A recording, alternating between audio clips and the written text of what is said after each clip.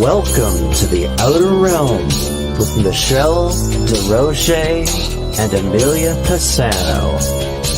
Airing live on the United Public Radio Network, 105.3 FM in New Orleans.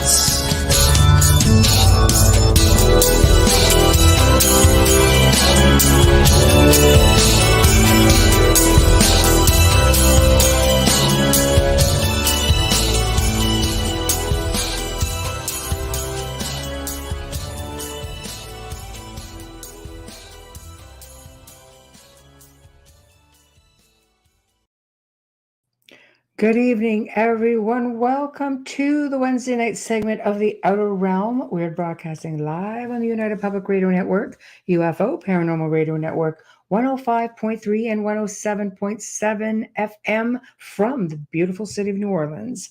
We are also live on Roku. So those of you who have Roku TV, go and check us out.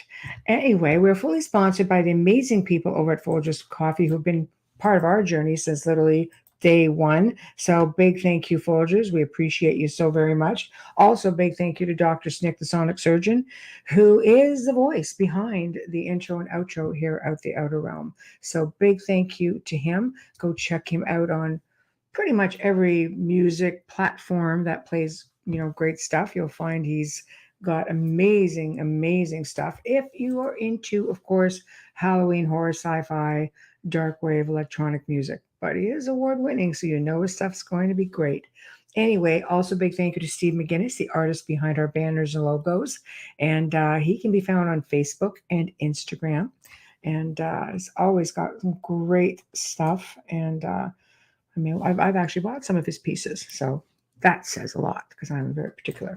Anyway, what is new here at the Outer Realm besides Roku? Well, you're going to start seeing a lot of stuff coming up about the podcast awards. So the Outer Realm for a third year in a row, among other shows, and you're going to see all of the promo, like I said, coming up soon. But we have been nominated yet again for the People's Choice Podcast Awards in the category of Best Female Host. That's right. So feel free to show us some love, and here's where you can go cast your vote right here at podcastawards.com. So, like I said, show us some love. Anyway, thank you. And we thank you in advance for that. Tonight, of course, before I even get further into the guests, sorry, I am just very preoccupied. It's been one of those weeks, and especially the last couple of days. I'll leave it there. But Amelia, of course, is not with us. She's under the weather tonight. So please just send her some positive vibes, love and light, all that stuff. We miss her. Show's never the same without her. So, like I said, just give her some thought. Hey, Zach Man, nice to see you here, buddy. But tonight we are, for the very first time, are welcoming Wallace Wagner. Oh my God, I just need to get my head straight. Apologies. Mr. Wallace Wagner Jr. He's going to be discussing his new book, Within Grasp. And here's a little snippet inside the book. Discover hidden truths that existed before the Bible and still exist today, regardless of what we are typically taught. So follow me on my path outside the imposed gates of Christianity that commenced with my UAP Tic-Tac sighting of 2016. I really dig that because when I started, reading up a little bit on Wallace, I thought this is really interesting because he came from a conservative Baptist Methodist environment, baptized in the Jordan. So he's basically taken his faith very, very seriously. He was ordained, and he did it to basically gain a deeper spiritual understanding of life as we know it. He saw his Tic-Tac UAP or UFO craft over his head in 2016, and it changed his life. It just changed how he interpreted things in the Bible, and everything he was taught about mainstream Christian religions, he feels are incorrect. So he's going to be really getting into some hardcore stuff here.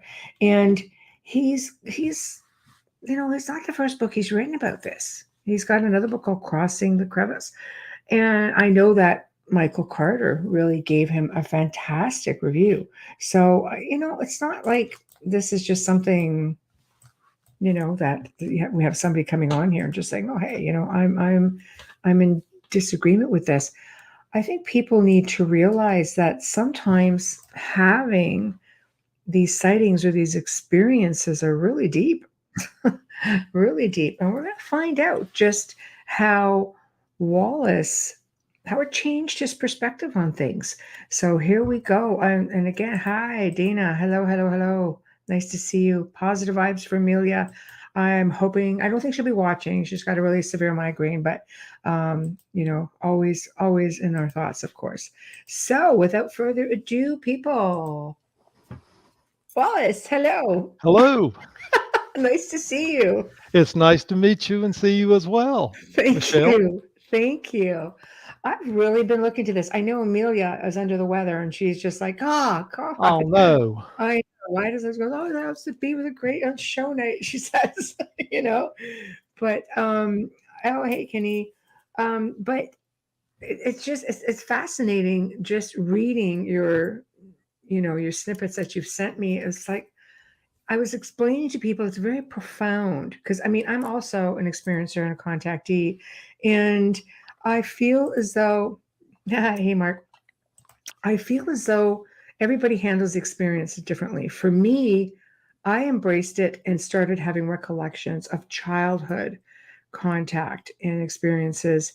And in adulthood, I realized again as they started up, or maybe they were just going on the whole time, and I just, they just wipe you out so you can't remember anything. But it really did affect me profoundly, and to the point where I wanted to know more.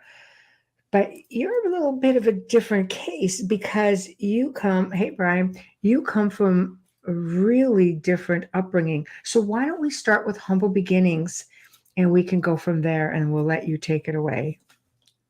Well, I was born and raised in the small coal mining town of Logan, West Virginia, which is about 45 minutes south of Charleston. Right. I was saved in the Methodist church there in March of 1973. I'm a graduate of West Virginia University. I moved to Virginia in 1993. Right now, I live in between Roanoke and Lynchburg in the small town of Bedford. I can see the peaks of Otter out of the back of my house. Wow, very on nice. the Blue Ridge Parkway. And I'm happily married. One son, one granddaughter, one great-granddaughter, Very one nice. great-grandson, and one house cat by the name of Simon, who rules the roost. Always the way, the darn cats. They have their own personality, that's for sure. They do. Let's see, I've had a bunch of different jobs. I would always get tired of a job or feel like I was in a rut, and I would go get another job. I've always had a job, but I was actually fortunate to be a manager of 2 Fortune 500 companies. I've been an EMT, a phlebotomist, a laboratory technician, a water plant operator, a farmer, banker, mailman. What haven't you done? On and on. Actually, have mined coal before too. I quit school the first time to go mine coal back during the Iran oil embargo in '75. Wow. So that's a whole story in itself. But so you're a kind of lot of man, background. you've just done it all. Yeah. I've experienced a lot of things, but nothing compares to the craft that I saw. So I mean, it did change everything. So what was that like for you? Like maybe walk us through the experience and then let know how did you? Here in Virginia, I've been Southern Baptist, which is quite conservative, and Methodist. At the time I was teaching Sunday school. I've had just about every position in the Methodist church, even covering for the preacher when he or she, was absent or on vacation.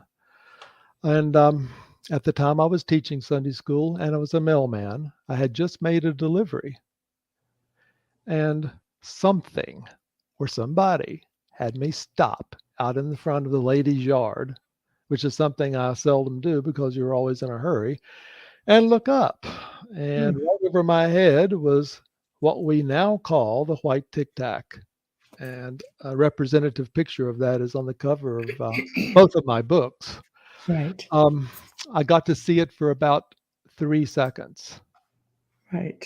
It wasn't there any longer. It either, you know, went into another dimension. It took off so fast I couldn't see it, or perhaps it cloaked and was there all along. Maybe it was a malfunction. I don't know, but it was solid. It was white, gleaming white, just like the Tic-Tac. Nice. This was in September of 2016, a year before the videos came out. I'm guessing it was maybe 500 to 1,000 feet above my head. I have no way to know for sure. Originally, I thought was a little more than that, but I've been back, you know, several times, and I don't think it was as large or as far away as I originally thought it was. It's about 5 by 3, maybe 50 feet by 30 feet. No windows, no nacelles. I mean, nothing to support it. Right. No wings, nothing. Total quiet. I was out in the country, so there was no background noise, no wind. It was a September clear day. The air was crystal clear. The sky was as blue as you could imagine. It was there, and then it wasn't there.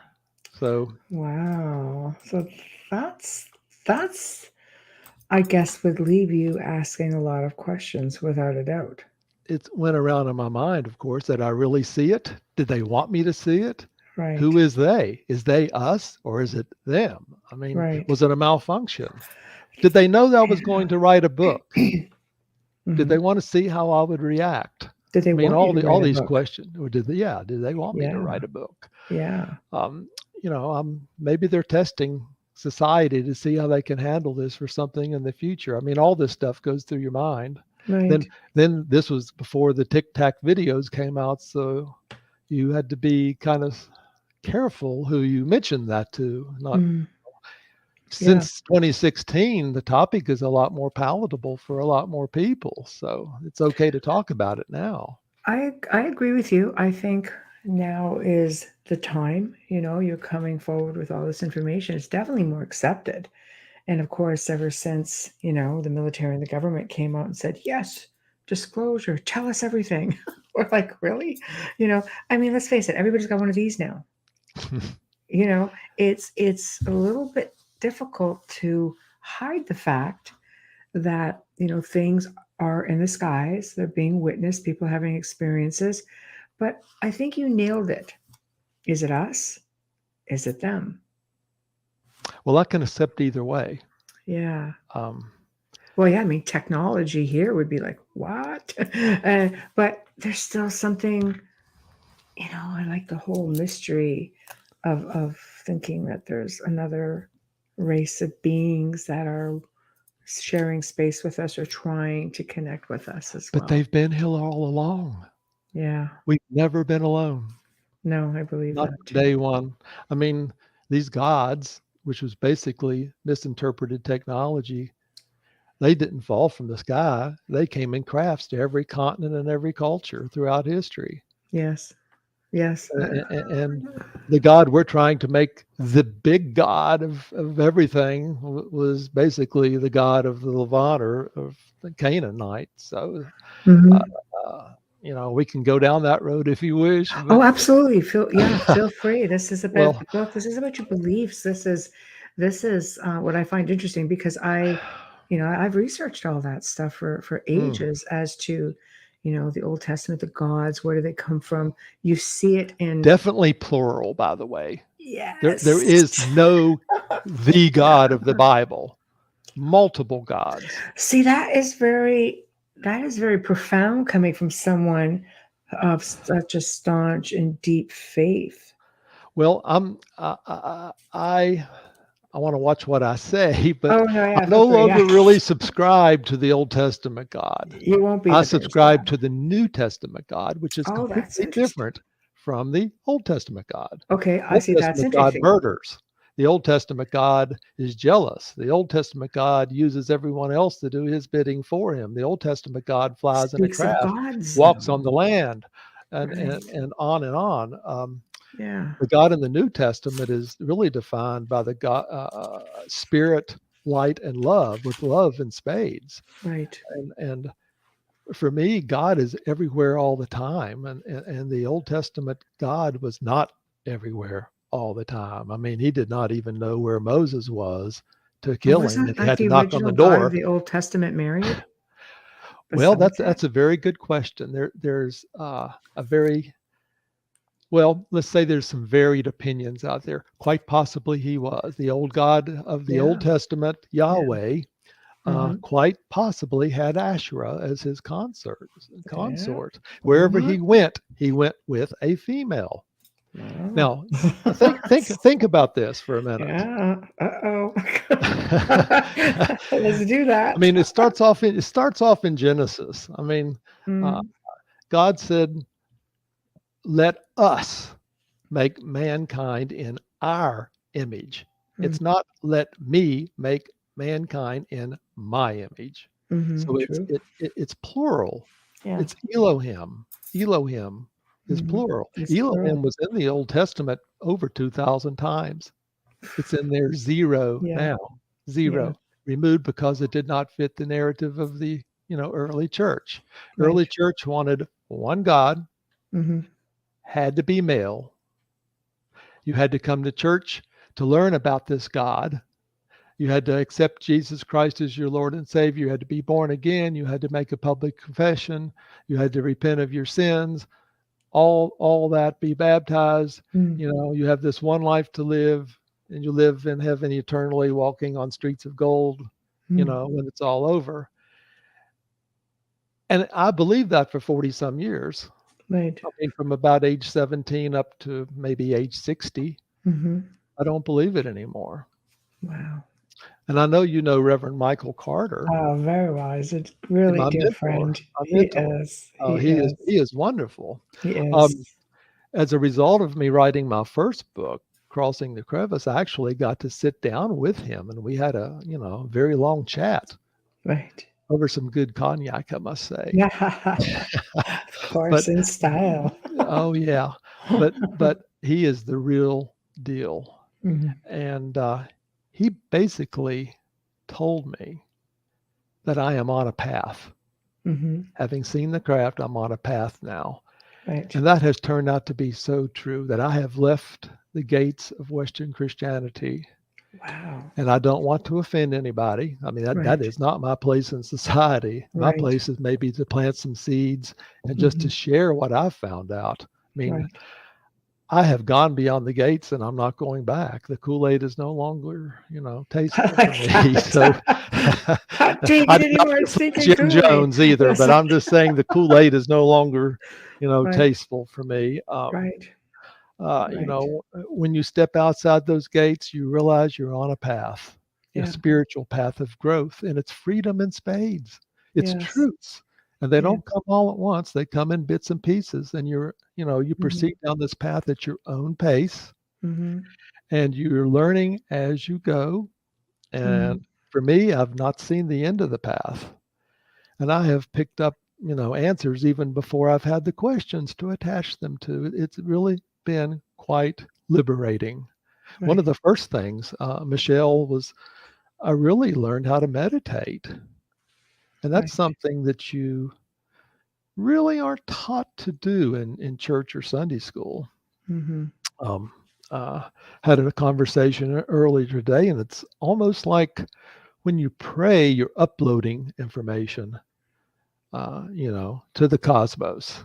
Right. When you meditate, you're really downloading information into your soul. Yeah, You're I agree. you're taking what's out there, absorbing it, and Hmm. letting it become a part of you. And in doing so, um, things open up to you that weren't opened before. It's like you can see where you couldn't see before. Uh, Yeah, I agree. I think it is just a matter of willingness to see, you know. I mean, I guess we can look at it as having like tunnel vision.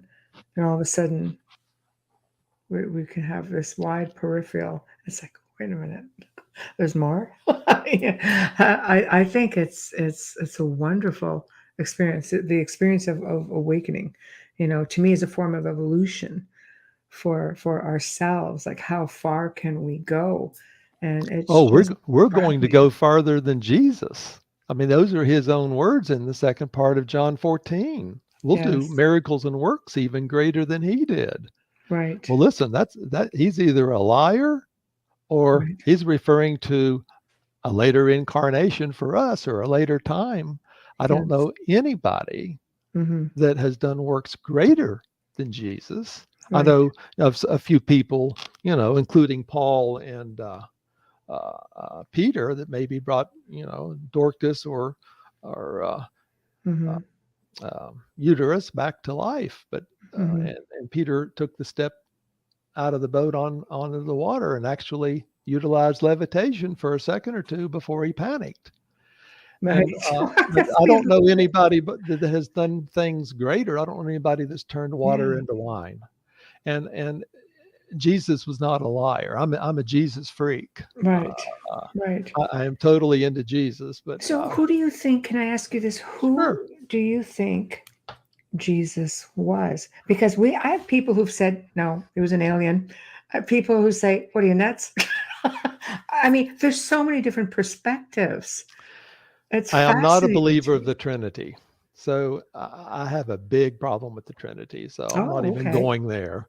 Okay. I mean, Yeah. where do I fit in the Trinity? I mean, Right. there's only three little dots to make up the three quarters of the triangle. Anytime somebody draws it on the Right. erasable marking board, but where Yeah. am I? I Right. mean, I am a son of God, Right. just like Jesus Christ. I'm Right. just not as evolved or as fully conscious or Right. elevated or Right. ascended as much Right. as he.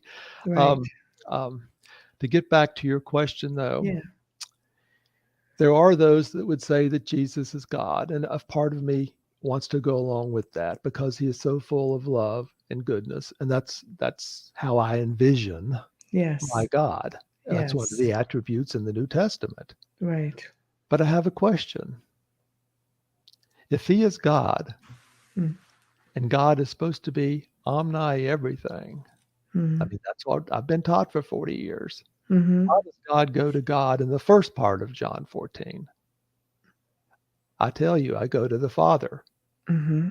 Or not so, it's what you hear at a funeral. There's many mansions in heaven. Mm-hmm. If it were not so, I'd not tell you. But he has to go to the Father. So if you're God, how do you go anywhere when you're already supposed to be everywhere all the time? Mm. Same Yeah. thing with going It's a down play on into it. words. Yeah. Yeah. Yeah. Uh, how does God in the Old Testament go Mm. down? If you're already there, how do you go down? And this God or gods go down some 19 times. I mean, for the Sodom and Gomorrah and for Yeah. the Tower of Babel and Mm-hmm. Mount Sinai on the Mm-hmm. third day and on and on. And see, the ufologists will have their version of that too. Well, Laser they were beam. all in crafts. Yeah. Nothing a laser beam doesn't take care of, that's for sure. So I think the Book of Enoch speaks volumes. The Book of Enoch says so much, when the angels walked with Enoch and showed him Most definitely. right in the palm of your hand this And that's in technology. the appendix of Within Grasp, by the way, the whole book. Wow, there you go. It should have remained in the Bible. Yes. Unfortunately, because a Messiah is referred to, it got yanked out. So it Mm, was, unacceptable to a certain faith. So, right, but anyway, it's referred to, definitely referred to in Corinthians, referring to the third heaven. And right. it's still in the Ethiopian Orthodox Bible, by the way. Hmm. But to go back to Jesus Christ, I'm not going to avoid your No, question. of course not. At your leisure, we've got time. He's definitely not God. I mean, there's one God Mhm. for me, Right. and that God is total spirit, total love, total light. So if Jesus is God, he can't go to the Father because he's already one with the Father or already omni everything. And then you have, at least in one book, who was he talking to on the cross? Himself. I mean, Hmm. why have thou forsaken me? But a part of let's just say a part of the Father. He's a part of the Father. Right. In the truest sense, he's a hybrid because he's half human Right. and half another creature or God. I don't want to use the word creature. It sounds disparaging. Let's say godlike entity. Right. If you read the Pista Sophia, there's a wonderful description of him transforming. You know, we have one in the Bible. It's kind of muted and watered down, but the one that I'm referring to explodes with shards of light and bedazzling beams, and he just totally transfigures. And this is on the Mount of Olives in front of all the disciples. Right. And you know, is that God? I mean, our audience is going to have to figure that out for themselves. We're taught that is God. But you got to remember that Jesus was half human. Yes. So yes. that falls right in line. I guess we're little gods. Right. If you want to go that route, which technically, if we're all brothers and sisters, which I come to realize that we are, and there's only one God who does not fly in a craft or need to be carried around in a box to win wars. I mean, it's like source, you know, it's like the creator, it's source. It's exactly. like it's everything. It's like a big plasmic you can't ball of energy or something. Right. But Right. the real God permeates everything. And the key component of that is love. And that love seems to permeate everything. I realize this now.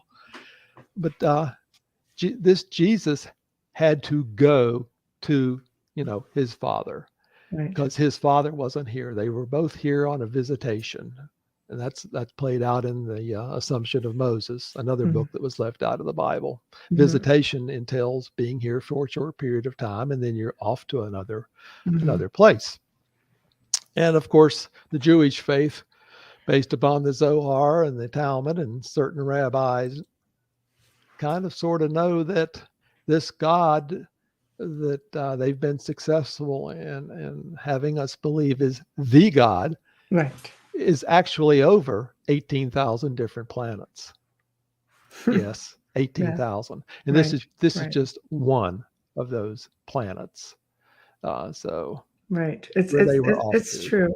I mean, you know, let's just, you know, if you go back into the fact that we're probably the third or fourth kick at the can on this planet, we're finding out of place artifacts in places that go back, you know, 250, 300 million years, like mines that are like 250 million years old, where they're mining uranium. You're thinking, you know, and they're finding all of this stuff. It's like, I don't think we're the first ones here.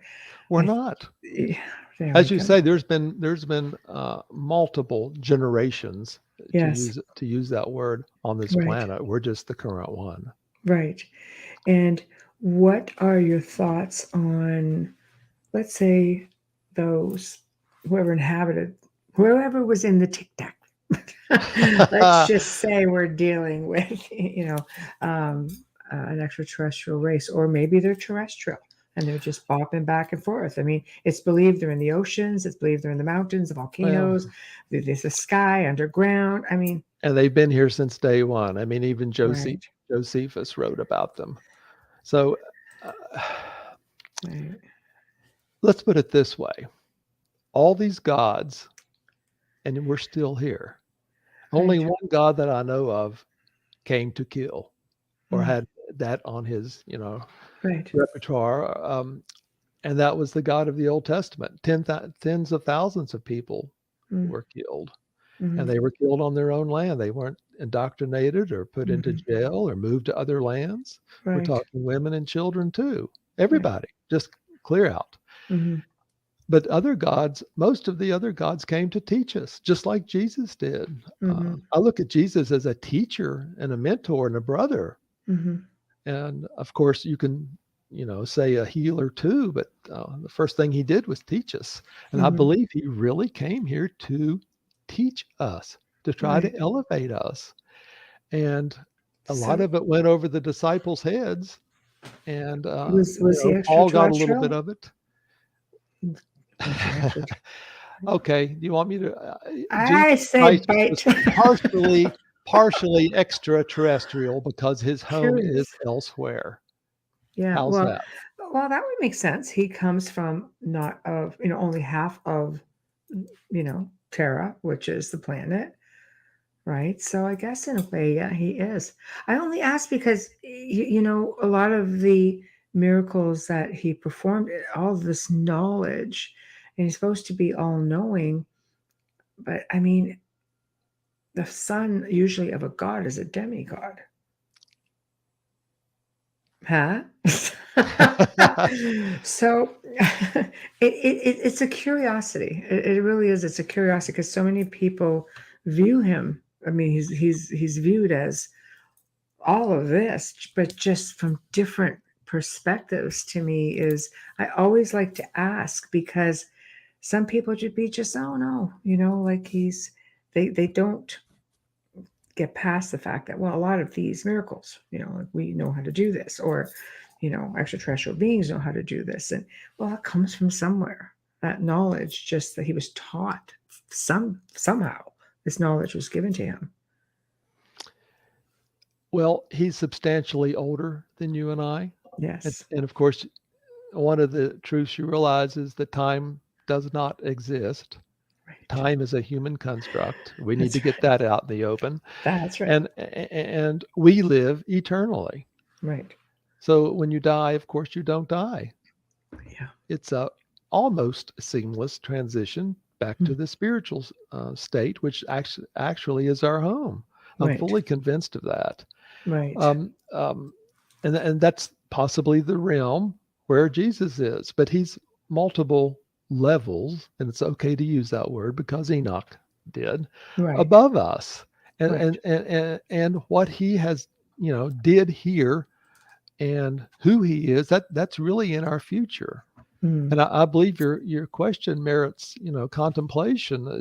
Is what did he do to get there? That's Well, the big one, he's had a isn't lot of it? incarnations, Yeah. and Yeah. I'm fully convinced that he and Thomas and Mary and several others were definitely in India and Yes. studied Buddhism and Hinduism, Mm-hmm. and of course Hinduism and Zoroastrianism, and you can Mm-hmm. make a claim that maybe Buddhism, You're or at going back least to the as old time as of Judaism and older, hundreds of years older. Well, you're And going back into they're the still time of the here. Essenes, right? Where which stems from Gnosticism. Hmm. Like it's really deep. I But wish Jesus did people. not come to destroy. He No, came to build up. that's right. That's right. And Yeah. that's why those religions are still here, if you want to call them religions. Um, Mm, yeah. in many Don't get ways, me wrong. There are some that are religions, but then you have some that are ways of life. well, Your where cultures. where I'm at, you're taught that Christianity is truth and everything else is a religion. And Yes. that is, that That's that. that's Yeah. right up there with all the UFOs come from the devil, Yeah. and levitation is of the devil, Yes. and you don't believe in ghosts, do you? And things No, of that everything. nature. Yeah. I had a friend who used to be a Christian minister. And that was definitely the belief system. They would do their Sure. deliverances. Everything was a demon or devil. But most, not all, of course, Yeah, but a lot of what I've been taught, I have found out is just totally wrong. right. And So and tell us how do about the that. only way you find that out is doing your diligence and homework for yourself. You're Right, not going to find it out going to church and Sunday school or going to your local Christian bookstore. All you're right. going to find in the Christian bookstore are books that support what you've already been taught.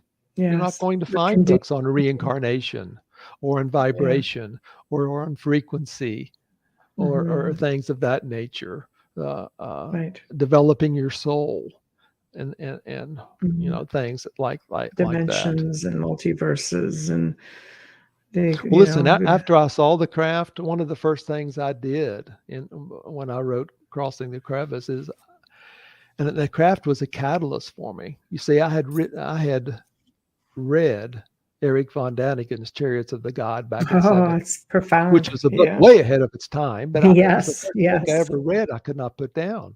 Right. So I remember one Saturday, I spent a whole Saturday reading that book. I took my time and read it. Now, it was so far ahead of its time. Where did the book go? Back in the bookcase. Nothing else on TV, nothing else in church, nothing supported what he was out there with. He was out there on a limb. Mm-hmm. But all that was seeds in my brain. And a Mm-hmm. lot of that has come into fruition now. Right. And seeing the craft caused me to back up and re-examine a lot of these things. And starting off with, church history, come to find out that, surprise, reincarnation was an accepted doctrine in the early church for It several was. hundred years. It was. It was. It just didn't fit the agenda. That's So by the time Jerome wrote, the that's a Latin big one. Vulgate around 400, it started Yes. being weeded out. And you Mhm. had the early church father, Origen, who at the time was called the brightest mind the church had. He had his own Mhm. beliefs on reincarnation, and they were accepted. And he was Mhm. considered the brightest, the brightest church father. Mhm. And Origen also wanted, of course, Enoch to be in the Bible, but he got overruled. But Yes. that's just one of the things you learn, and you have to understand back then, and our audience, will relate to this, that I'm sorry to say this, but females were second-class citizens. It was a male society. Which is All the mind-blowing to canonists were me. males. I God mean, had to be a male. yeah, but everything through ancient culture spoke of the goddess, Well, right? Like that they changed didn't fit the everything. agenda. You see, Well, they the had to goddess is the develop giver of this life. one male God. Yes. And to this day, we still call him he. Well, God Right. has no sex. We don't have any sex. Only our Right. body purports to be a sex. That's When right. you're in the spiritual realm, you have no sex. That ought Well, to help no, people you're understand just why there's no marriage in heaven, by the way, because we're all the same sex. I mean, we're sexless. yeah. Spirits have no sex. We're just having a human experience. Exactly. Yes. Exactly. And, Yes. and the reincarnation thing was the very first thing, and Right. then they had to weed out all the Gnostics, which a lot of truth went out with that when they did. Oh, It's quite yes. possible Jesus studied Gnostics and perhaps was one He was for a an period of Essene. The time. Essenes Nicene, came we're not. from the You got Gnostics, it. You got it. right? And they went on to the Cathars. Like it just And came. Yeah. and all that got weeded out. So you've already gotten rid of female gods, plural gods. Uh, Anything that it was a male society back then. No females, no female canonist, Mm, no female priest. I mean, females couldn't even vote until 1920, and we didn't mm, have a female preacher until I believe Reverend Blackwell in 1921 for a mm, mainstream church. So we're having this shift now, but mm, back then it was a whole nother world. The church was right. the power, Hmm. center of power, Right. all, technically all the way up to about the Protestant, Reformation. And Right. you, they continuously tweaked what was in the Bible. They had to compromise between the Greeks and Romans and Hmm. the Jewish faith to get it bound into one book. Hmm. Unfortunately, most of us like to be taught, and Hmm. most of us want to be taught. Most Yeah. of us don't want to do our studies or homework for ourselves.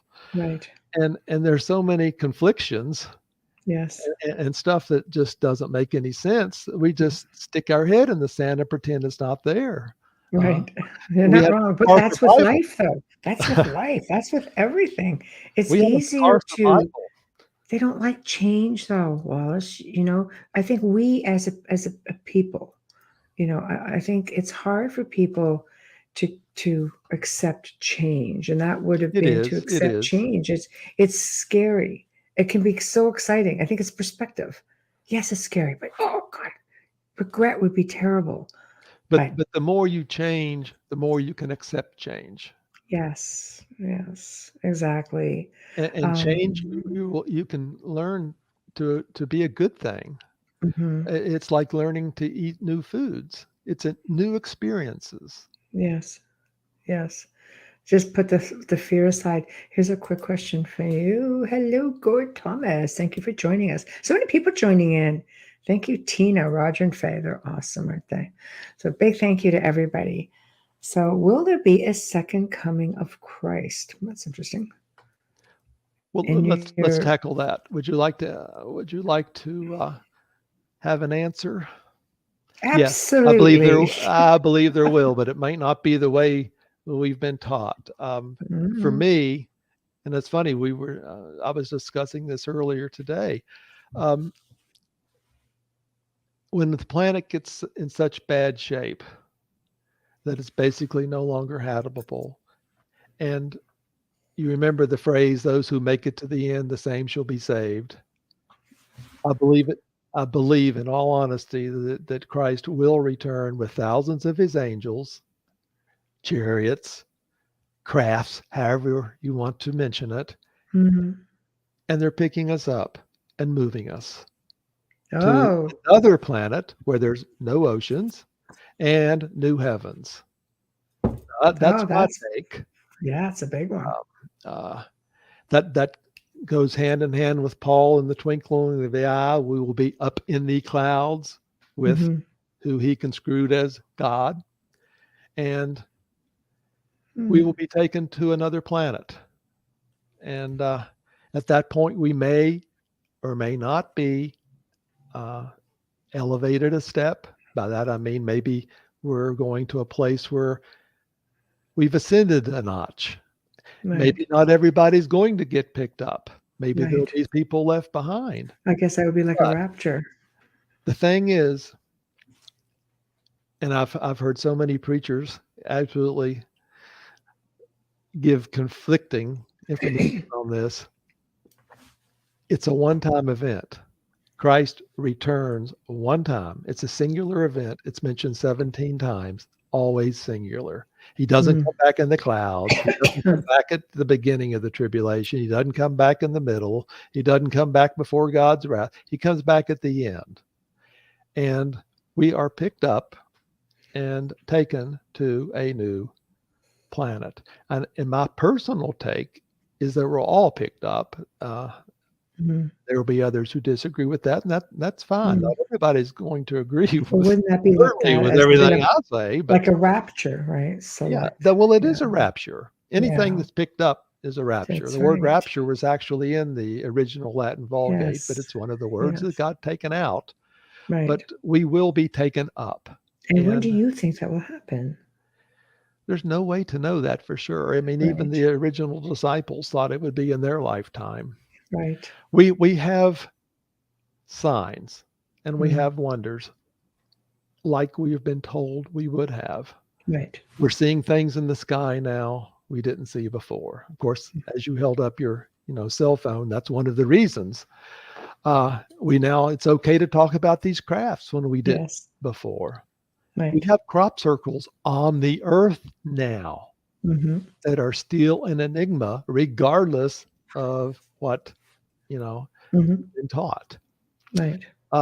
Those are signs on the earth. You have the falling apart of family love, family connections, a love growing cold. You see that a lot more now. You see kind of a falling away. It's more in the UK than it is here, but it's happening here too. A lot of the mainstream churches are struggling for members. Right. And so you can make a case, looking at it from that lens that we are getting close. Nobody can sit here and tell you that, when it's going to happen. I would be considered a false prophet if that was the case. Right. I'm not going down that road, but my gut tells me that you can see what's happening in the world. You have to look at this on a worldwide basis. China increasing their nuclear arsenal. And then you have Russia, and they seem to be meshing a little bit closer. Yes. Which makes you think of Ezekiel 38. But we could have another war here big time. And if you read Revelation the way I do, a lot of what happens is our own doing before God's wrath. The fires, the destructions, the people dying. So it could very well play into that. I believe there's a financial concern as well, some type of a world currency crash that's got to be factored in. Mm-hmm. Not all that, you can start seeing how that could shape up now, which Mm-hmm. maybe you couldn't, 50 years ago. Right. So we're Yes. getting close. Let me put it that way. Possibly close, but Mhm. who knows? It's yeah, I think I mean, we can all see signs and everything. I remember many moons ago now, without aging myself, I was 14, and I had a friend of my aunt's was a Catholic priest, but he was like, everybody. She goes, oh, everybody in the church, and he's like one of the cool priests. I'm like, all right, whatever. I was just happy visiting my aunt, and he came to visit, and I think they're just trying to reform me because I've always been on the fence and like on the edge of all of it, because I mean, I could see dead people. So it was hard for me. I That is mean, so cool. all That is right. so cool. That's what I thought. But I mean, to say to me, no, that you can't, do that. They would just always try to deter. It's like, no, I actually can. And there's not a whole lot of what you can tell me. It's going to tell me and just see a dead guy who my mother would look at me and show me pictures. And she said, who did you see? Without leading me. And I would just point out, dead family members, things like that. So, I got validated. But he said one thing that was really interesting.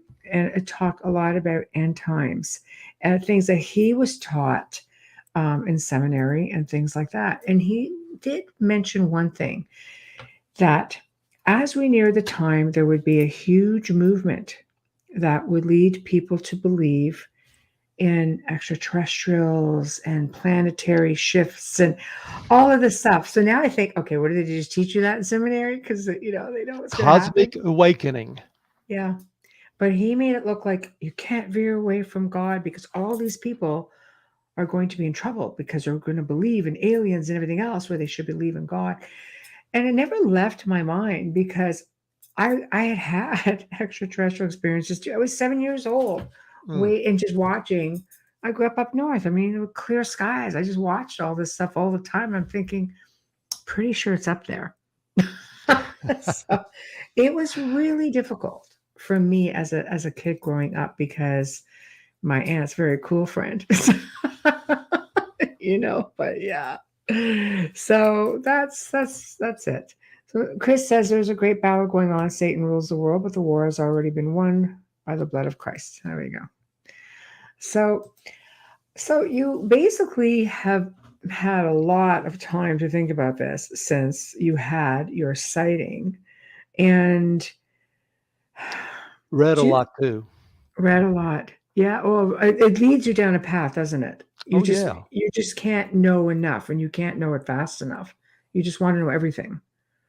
Well, you want to know everything, but you're never going to know No, everything. Well, I no, shouldn't say never. no. But you're going to but give it a good whirl. but So but I'm fully convinced that we are little gods, right, and you and I are brother and sister. In right, fact, everybody on this planet is my brother and sister. I'm fully right, convinced of that now. right, right. I do believe I am a big believer in the law of one. We are one.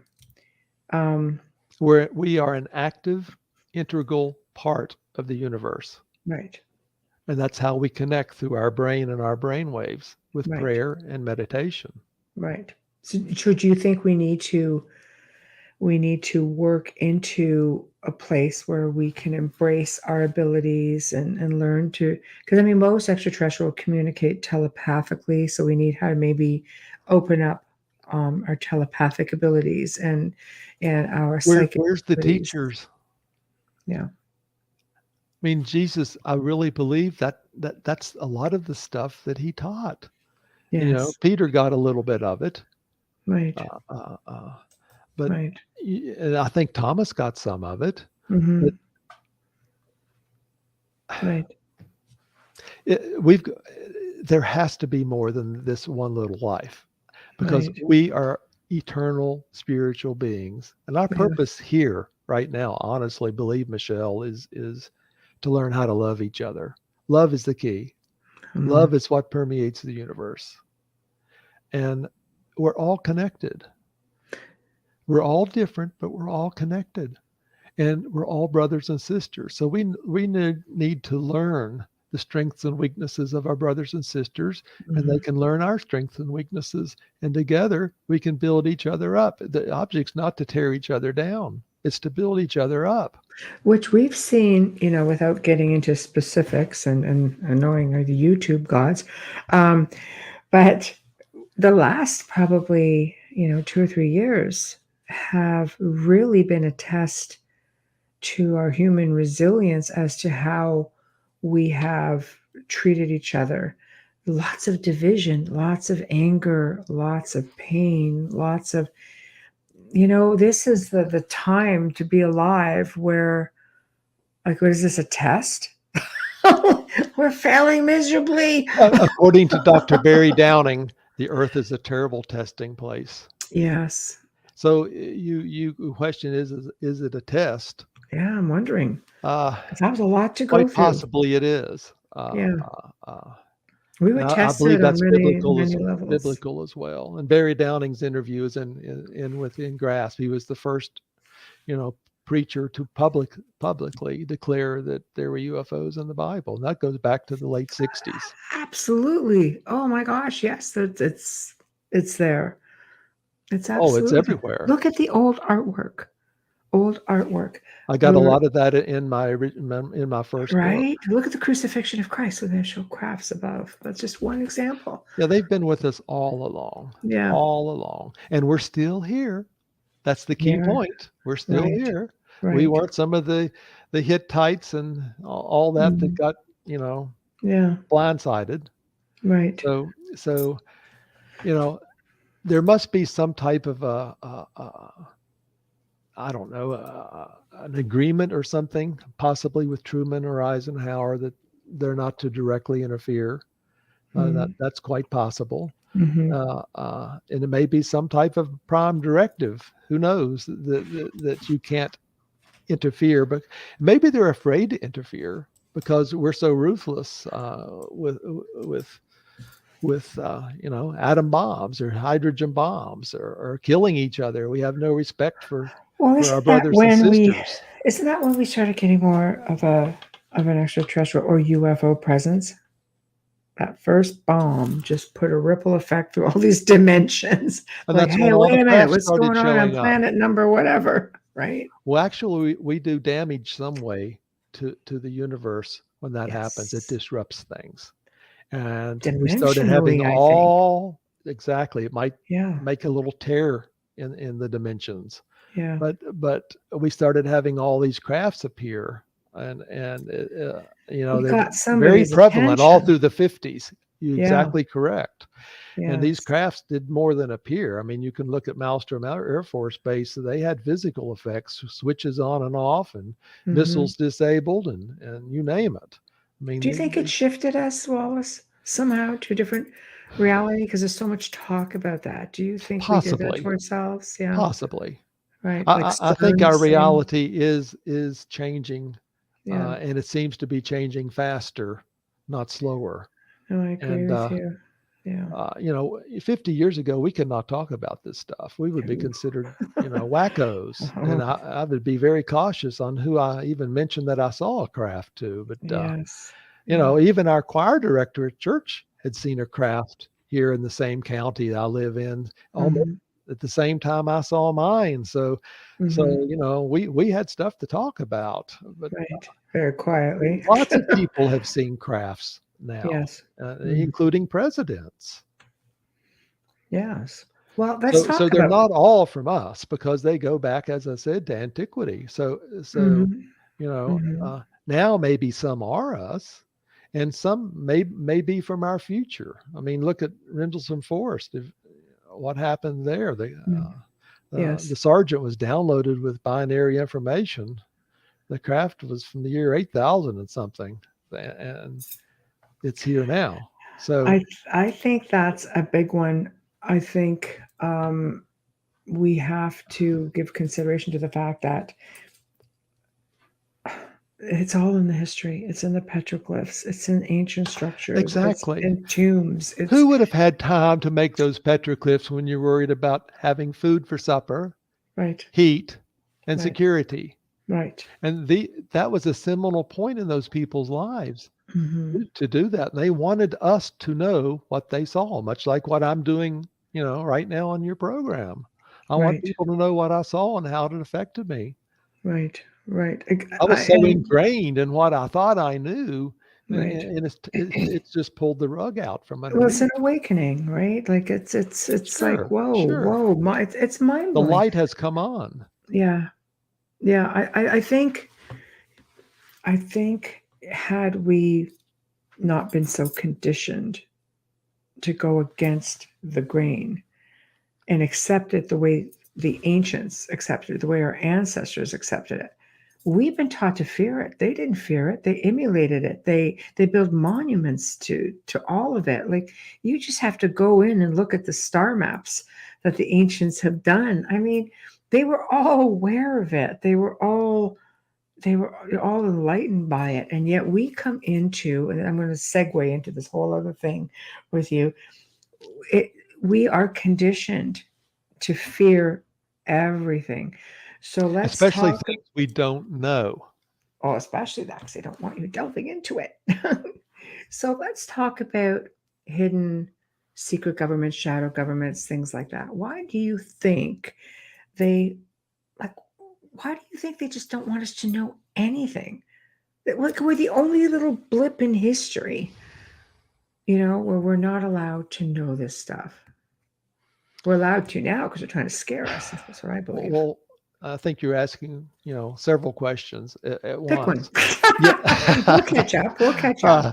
Uh, Yeah. um, do I believe there's a secret government? The answer is 90% yes. Ah, Um, and that goes back to the days of Eisenhower. yes. That's in Crossing the Crevice, by the way. Right. We have pulled apart. The Pentagon cannot be tracked. They tried doing, accounting. There's no way. I mean, it's untrackable.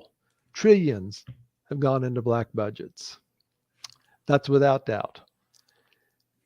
We have secret projects, black projects, that have been going on and are going on even as we speak, that you and I know nothing about. Yeah.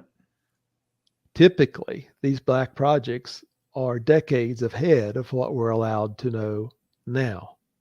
Basically, what we have are two sets of physics: what the general public, including the universities, are allowed to know, plus the few people in the government labs and with high secret clearances, and a few contractors are allowed to know, which is something completely different than what you and I are accustomed to.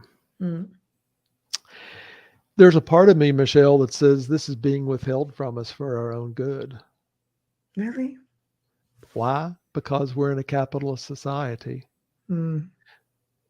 Energy is the core of our capitalist society, as well as our American dollar. Most oil is still traded in American dollars, not all of it, but most of it. Mm. And can we handle the truth is really what we're getting at here. And I don't think we're ready to handle the truth yet.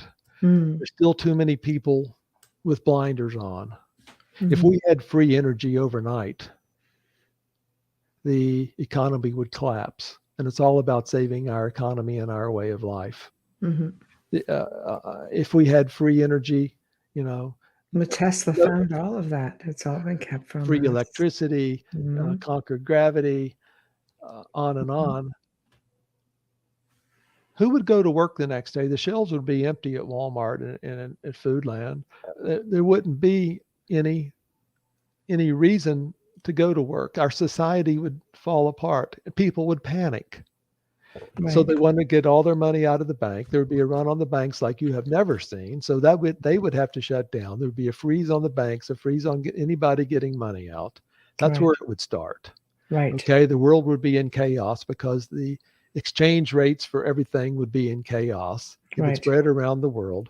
People in this country would want to go to their church. That's what we do in an emergency. The churches are full anytime there's an emergency. But in this case, theology is going to be turned upside down in a heartbeat too. So you're Yeah. not going there to get your information because it's all wrong. Theology is going to have to be written instantly, all Right. over again, the Right. same time this disclosure happens. So Yes. it's a double whammy. I mean, the equations with the American dollar and us keeping the strongest economy on the planet and security and control of the society, and then Right. from the religious stand, it's all going to fall apart, and it's going to happen like that. So all we're getting is a few bits and pieces, and the Tic-Tac videos fall, as a trip or two, and Right. basically at this point they still say we just don't know what they are, and that Yes, seems it to works. have appeased everybody. I know. So this secret government only gets nervous Mhm. when they have pressure on them. They had pressure on them with crop circles. Finally, Right. Doug and Dave came forward and said they made them, and that's what the New York Times and Washington Post went with. And since we humans don't like to have these enigmas in our mind, we fell for it hook, line, and sinker, and it's no longer a topic anymore. But Right. nothing's changed. They're still an enigma. They're still happening. No one knows for sure how they're made or why they're made, but Mhm. it's not on news. So we don't Right. talk about it anymore. Same They're thing all with the UFOs in the past. They're swamp gas. same. Oh, They're blimps. They're yeah. temperature inversions, Right. Right. weather balloons. The list goes on and on and on. You really didn't see it. It was military. It was a helicopter. Oh, of course, you don't wanna Anything to talk about appease it. us. Yes, yes. So that's when they start getting nervous. Right. Here's a quick comment. I'm going to read it out because we have a huge amount of audio listeners on international servers are all audio. Colleen O'Malley Weber. Hi, Uh, Colleen. good, good. She goes, Michelle, I think you were right on. We have been conditioned to fear everything that is natural, anything that would allow us to be free thinkers. Conspiracy or not, we are excluded from seeing. Wallace Wagner just shared what we are allowed to know. And yes, he's right. Most people cannot handle the truth.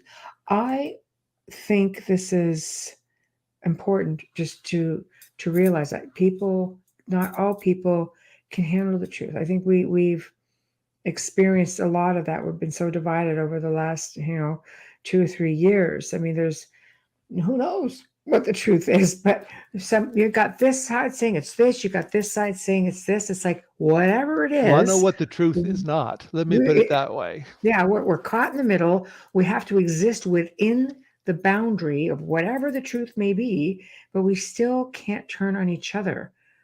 Don't turn on each other because No. no one's looking out for us but us. Believe me. So, we're it, man.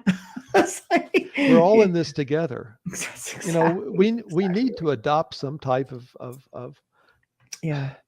brain development where we realize we're all earthlings. We're all on this planet together. We Yes. share it. We're Right. not in individual countries and individual cities and individual streets where we compete with each other. We're all in this together, and our governments We're so part of the don't human realize race. We can't divide beyond the fact that we're humans. We're the human race. that. Exactly. I'm a humanity, Exactly. I don't But like to. we've been conditioned to fear things we don't understand and Yes. things we don't know, and that's how these gods were created. Right. All in the past. I mean, Exactly. Vishnu. I mean, the list goes on. Kulkakan. Mhm. All these gods who came, they had powers, and we considered them gods because we did not understand their technology. Oh, exactly. What if I struck a match 1,000 years ago and held it in my hand? Would I be considered a god because I could hold fire and make fire and stop fire instantly in my hand? Mhm. Probably. I Right. mean, they considered Paul a god because he didn't die after being bitten by a venomous snake. Mhm. And guess what? We made a god. We, the United States of America, made a god. Mhm. We make gods. Just what we said. If you look back around the Solomon Islands, back Mhm. during World War II, we dropped goods to our soldiers. And some of those goods ended up, guess where?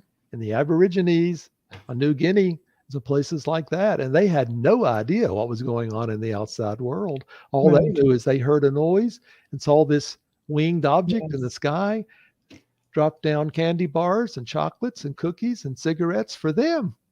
And They elated. accepted some of our goods. Yes, They started venerating the airplane. that's They right. actually made An effigy of it. Yeah, exactly, and it's that quote is still phenomenal. in existence today Yeah, in John Fromm, yeah, and that's the area where the old TV show, the Black Sheep Squadron, was based. right, Back right. in, I think that was back in the 70s with Robert Conrad, That's an but oldie. it's an oldie, but it Yeah. was, it was right there, and that's how these things start. Mhm. Um, uh, you're scared. You Right. see something you don't understand, and then all at once, that's your God. Mhm. These gods are just a human construct. Mhm. No matter what country you're in or what culture you're in, Mhm. they all came here, Right. and they didn't want to destroy us. They Well, wanted to we'd teach be us. gone already We'd be if gone they did. already. I believe Sure, that as well. I do believe, when you say, yeah, they've been here all along. I absolutely they're here believe that. now, but we And, can only see a small part of the light spectrum. I've had them in the house. I definitely know they're here. I can assure you, I'm not even kidding. It's like I know they're coming from somewhere. But here's a comment that I want to put out there. This is why the Vatican is saying aliens are possible to get religion ready to accept. So now all of a sudden, everybody's jumping on the bandwagon. But yet the Vatican are one of the leading sources of research, for the star system. And I mean, they've got, a couple of different gigantic telescopes, including Lucifer, thank you, who is state of the darn art, like they have endless, copious amounts of money to research these things. They know what's going on. It's not like they're waiting for, that they have people waiting for funding from somebody to be able to research something. It is a copious amount of money. And they keep a lot of their knowledge to themselves too. Could you Yes, they imagine what's in do. their basement? Oh, yes, I Wouldn't you love do. to go through there? I sure would. I could get lost down there and just like, oh my gosh, yes. All But the I stuff do know that, they've withheld from us, oh yeah, well, so they could build up the church. they have an alien skull down there. There Sure. was some big article, and it was recently, and they showed it. And you're just thinking, so to say, the conservative way that they've taken it, it's just like, no, we're not going to admit it. And now, okay, military has talked about it, so It's we're on about board. money, power, and control. And it's always been about Yes. money, power, and control. Always. Conditioning. And what happens when you get too much power? The same thing Mm, that happened to the church, which caused the Protestant Reformation. yeah, You ended up buying your salvation. The right, more money you paid, the more sins you could have forgiven. right, For right, example, what if I was going to create or have a big sin next Tuesday? Well, right, they could forgive that for me now if I just put in a little more money in the collection plate. That's where they ended up, right, and right, we've come to realize that the Bible's really full of grace and love, not the stuff they were trying to get across. right. When it was written, Jerome wrote it in Latin. Nobody could read Latin. No commoners could read Latin. Right, Only the very wealthy and rich could read Latin, and a few scholarly people. right, So guess what? It was a right, monopoly. The masses had to believe what they were mhm, taught, right, and they were right. taught what the teachers wanted them to know. Well, that's our whole system even now. Like we're just very, very, again, conditioned, and we all are taught the same thing. Once upon a time, they would look at the strengths of an individual and they would say, well, this is what you're going to do. This is what you're going to do. In fact, don't shoot the messenger, but, we had a neighbor from China, a lovely, lovely lady. And she said she was fascinated by the fact that here in the West, she goes, you can have one person do plumbing, electricity, and construction all at once. And it was like, yes, you don't need to have all these different people. And she was an engineer by trade.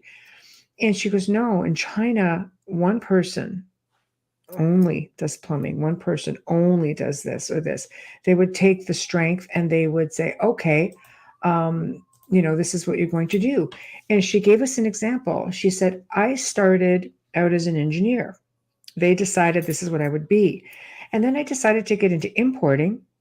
And they said, why would you change? Like, why do you want to change this? She goes, well, I'm good at it.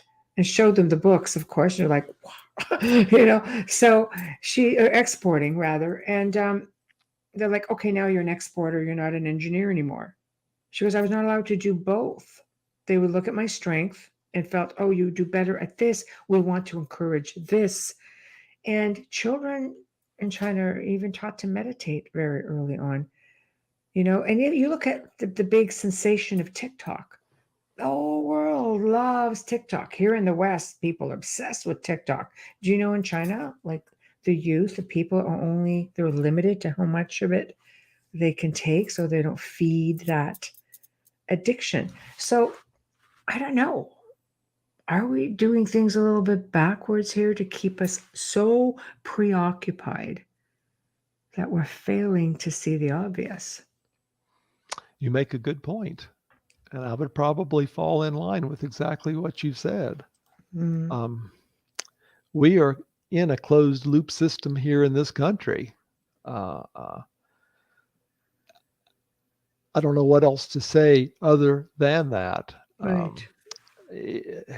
There's so many things and so many truths that we're not taught here. Right. Our minds are limited here. And of course, I'm painting with a very large brush, but minds and brains in other countries are much more open to new ideas and constructs than what we have here. Right.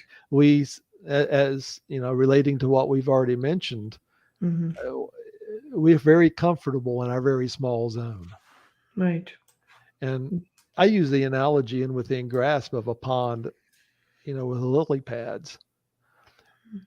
It's okay to jump to another lily pad, which I have done. Right. Same pond, mind you, but another lily pad. And a lot of people aren't ready to jump. And it's not necessarily yours or my job to get them to jump, but we can plant the seeds. So when they're ready to jump, they will have that knowledge in their mind and confidence to jump, because they're on their own paths, on their own time frame. And the last thing we want to do is disparage any of our brothers and sisters by saying, look what we've done, and why can't you do it? Everybody does it. Not everyone can follow on the journey, right? Sure. And not everybody's going to do it in this lifetime either. It's a tough one. It's a hard, I know. It's a hard one to. But you've got to break out of the mold and see things for yourself and study for yourself. You've got to put a little effort into it yourself and quit being led all the time. Right. Be the leader. Exactly. Yeah. Lead yourself sometimes. Right. It's okay to break out of the mold. It's okay to ask questions. I mean, when I taught Sunday school, I was mentioning MacArthur a little earlier. We would ask questions all the time, hard questions, and everybody would go to their concordances and reference books and MacArthur Bible, who always had commentaries. MacArthur would leave out anything that did not fit the typical church agenda. It was just left out completely. Never even made a comment on it. Yeah. So it's just, they stick their heads in the sand like it doesn't exist. Right. And it's the late great Patrick Cook, who was one of the founding people of Ancient Aliens, one of my favorite programs. Yes. That was Reverend Barbara DeLong's husband, by the way. Right. Oh, but, she's on next week. Oh, she's on tomorrow. Is she? Tomorrow. Oh, yeah. She's a sweetheart. I love her. Yeah. He made a comment that's going to stick with me the rest of my life. He says, and we're talking about UFOs in the Bible, and what we're talking about is the church ignores it, the government hides it, science avoids it, and education rejects it. Now that's where we stand in this country with the topics we're discussing. And that's a sad state of affairs. We need to open our minds, open our eyes, be, acceptive of new ideas. You don't have to agree with them, but at Mhm. least ponder them in your mind to know whether or not that you Mhm. agree with them. And if you don't agree with them, be able to support why you can't agree with them. And it's Mhm. okay if you can't agree with them, Right. but know why you can't agree with them. I Just mean, because you don't believe it doesn't mean it's not so. exactly. There's a big difference between Yeah. believing something and knowing something. Right. Right. Right. Beliefs leave room for modification. Right. Knowing does not. I agree with you. I'm going to do a really quick station and sponsor ID, and we can continue on. All right. So, for those just tuning in, you are listening to the Outer Realm Radio. We are broadcasting here in New Orleans on United Public Radio Network, UFO Paranormal Radio Network, 105.3, 107.7 FM from the beautiful, as I said, city of New Orleans.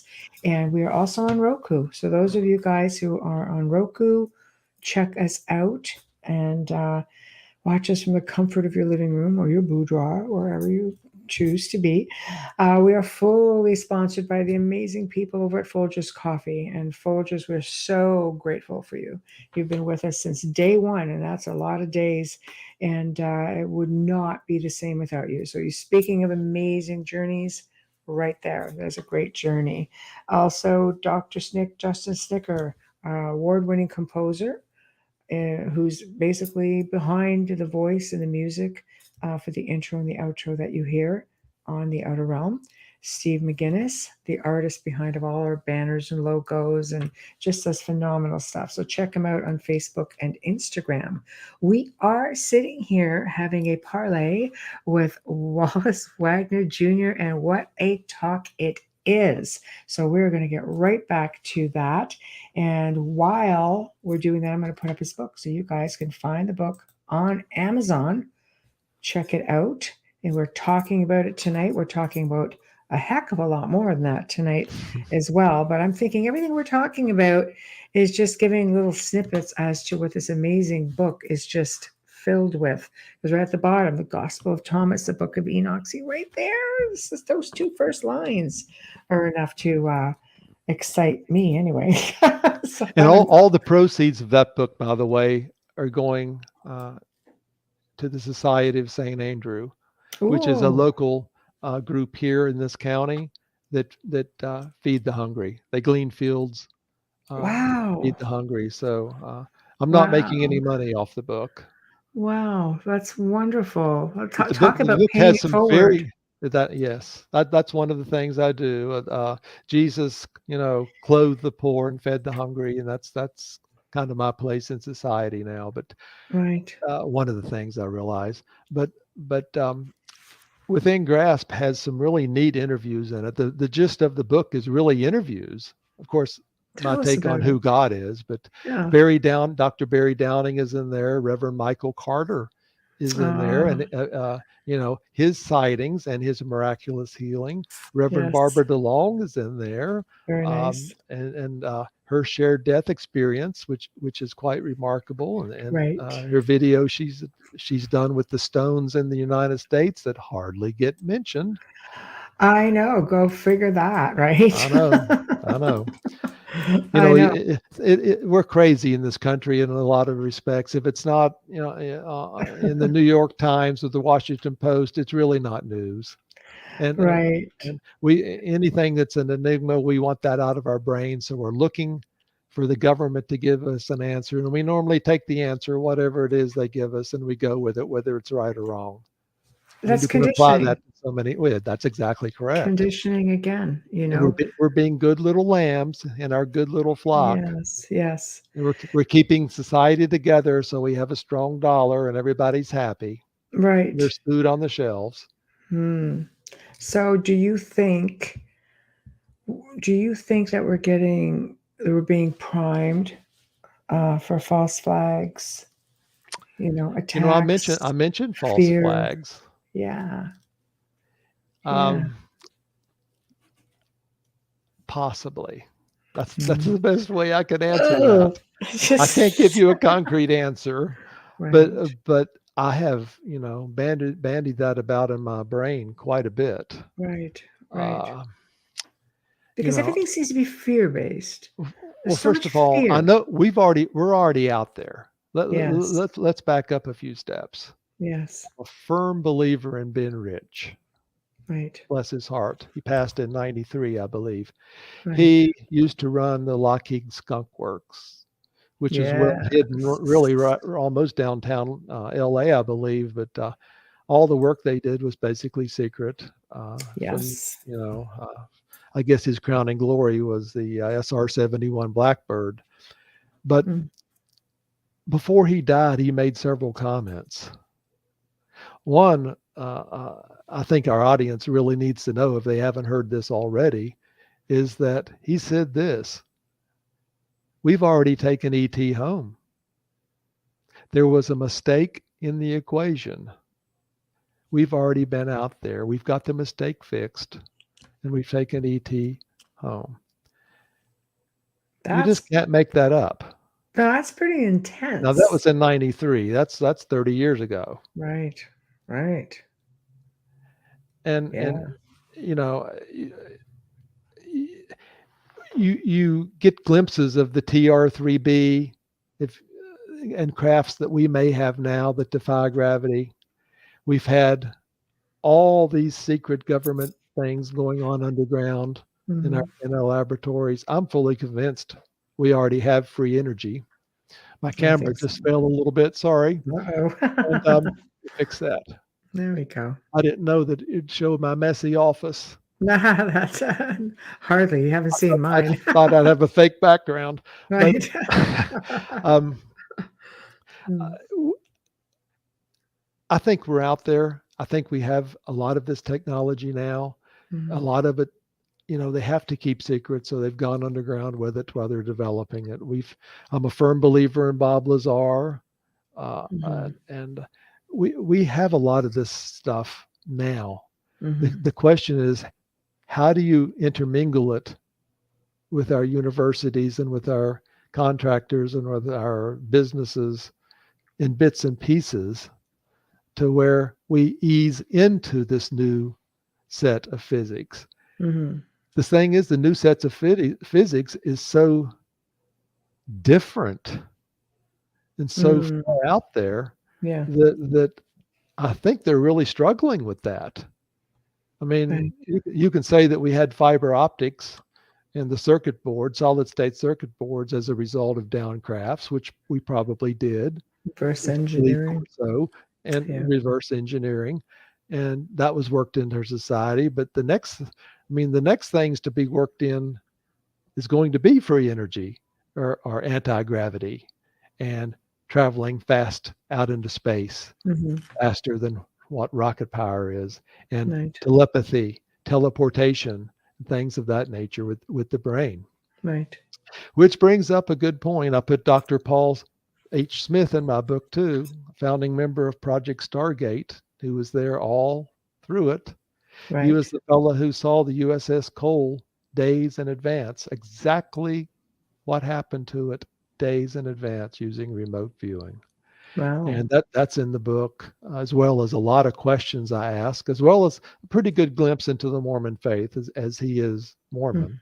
Right. He would like to say that his faith accepts beings on other worlds and whatnot. He does a very far advance. A lot of people don't even realize that the Mormons are really the keepers of ancestry.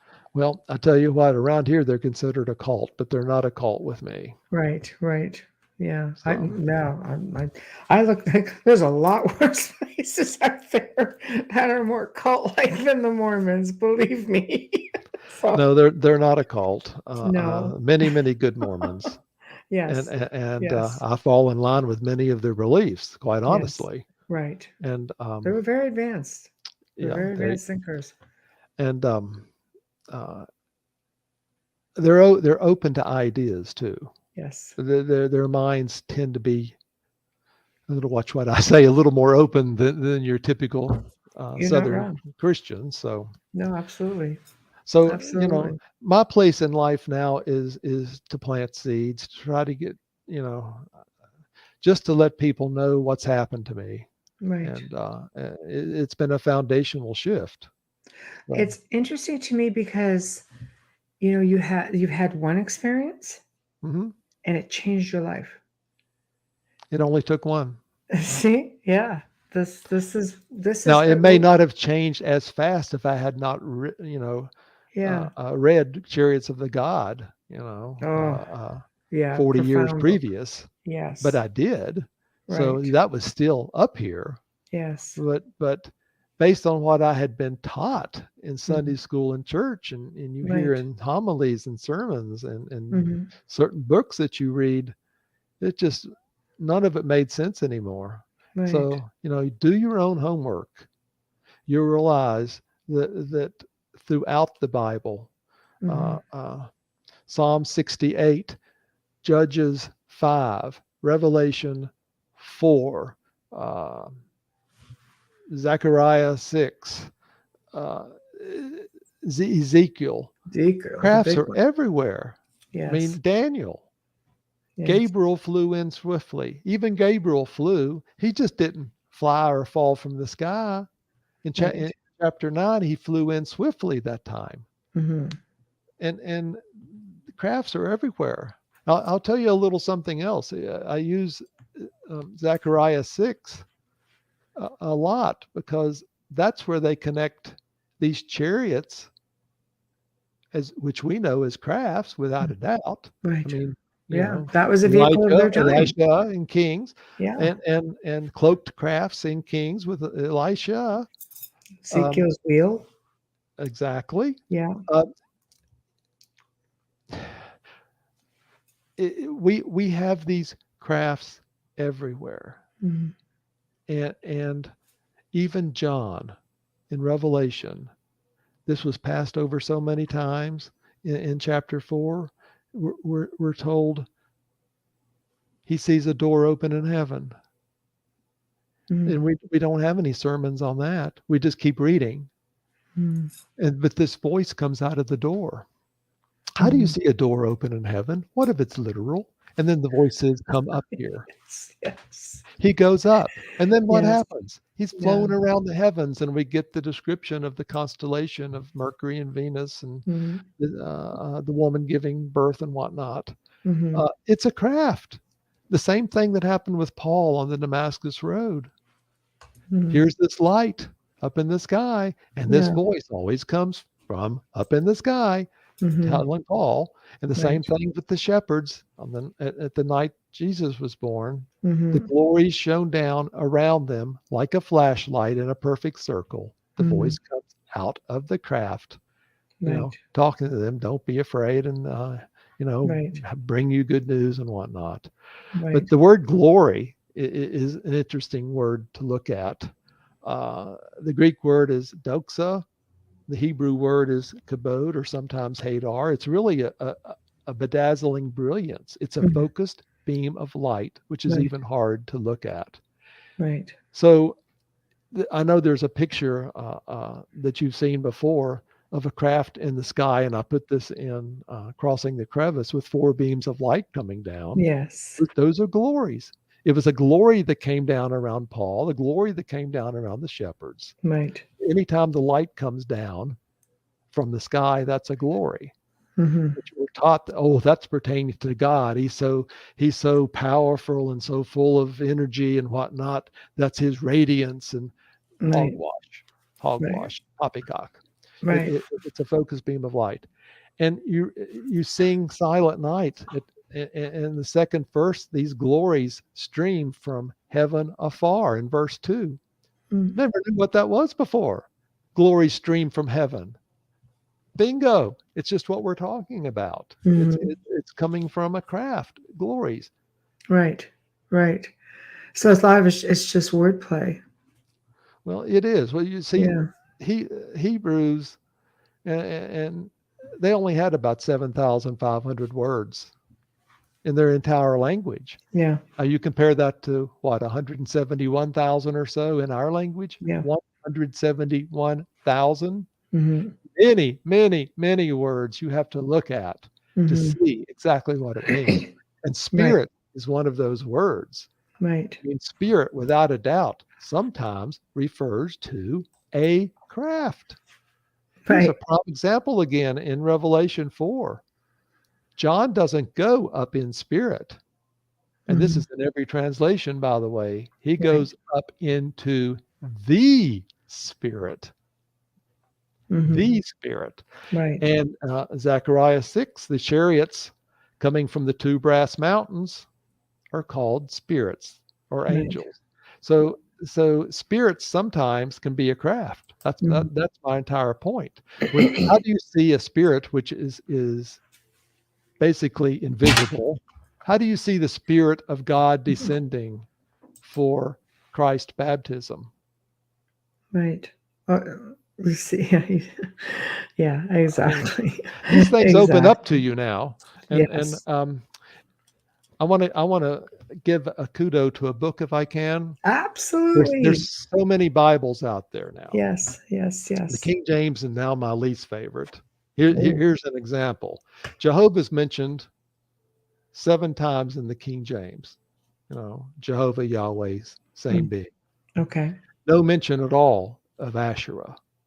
Who was Asherah? Asherah was the queen of heaven, possibly the consort of Yahweh, possibly the wife of Yahweh. See, a lot of this information going back that far is no longer with us. Mhm. What little bit is available when you get into Yahweh and El it comes out of Syria. But Mhm. the point being, in all these new later translations now, many of which claim to be better than the King James, there is no more Jehovah. There is no more Yahweh. Mhm. But Asherah has been resurrected. She's in the NIV 7 times, excuse me, 40 times, in Wow. the New King James 7 times. So we're Wow. having this cosmic shift.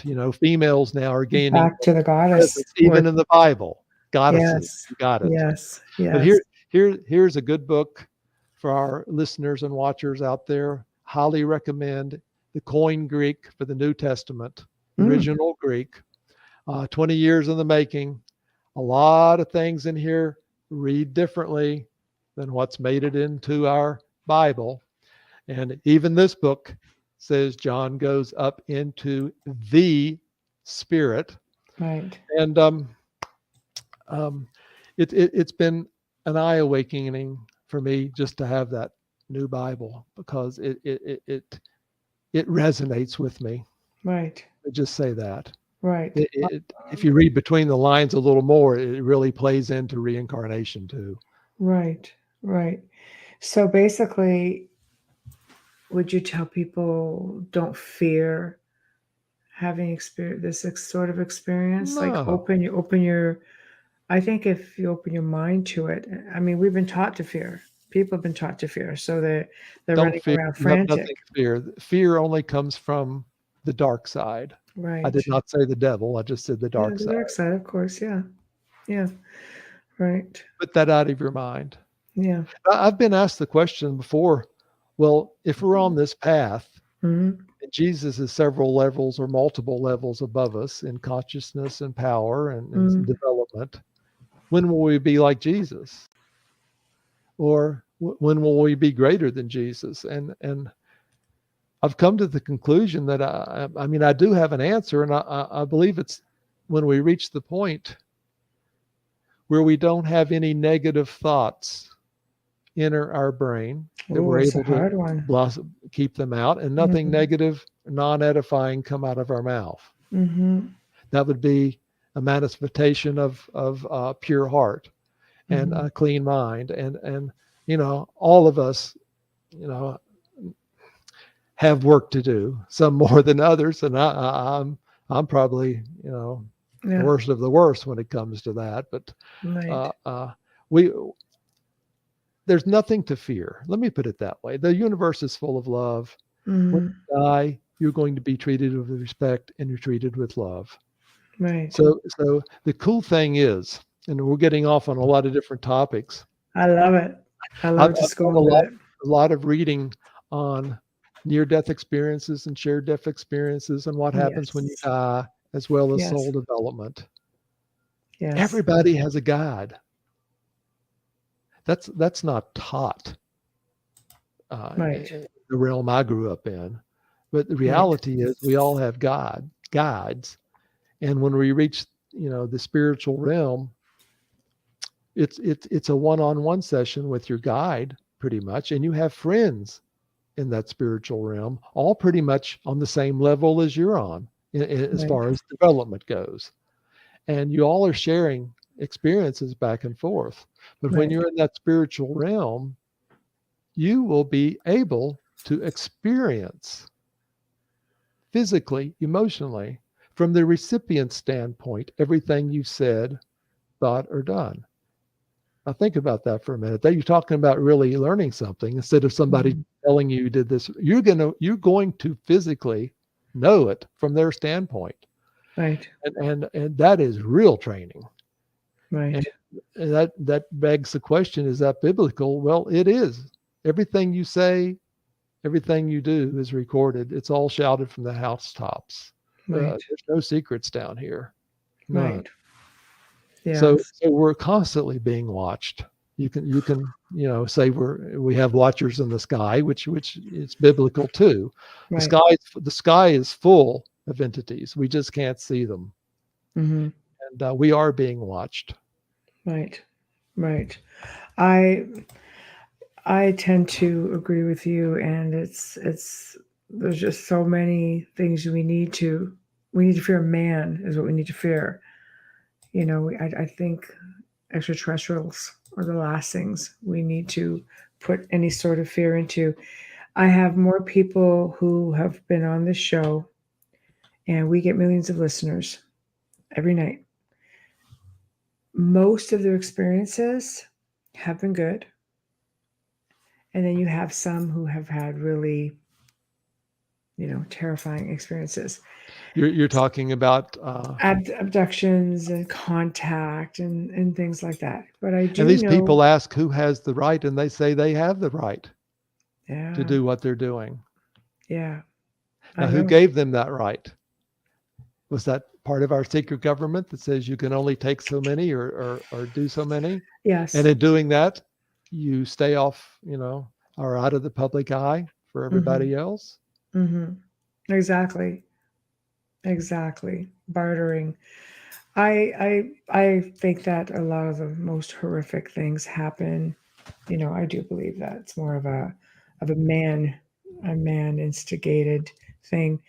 I do think that, it's not like some people won't have bad extraterrestrial experiences. I mean, look at what we do to our pets, or lab rats, or things like that.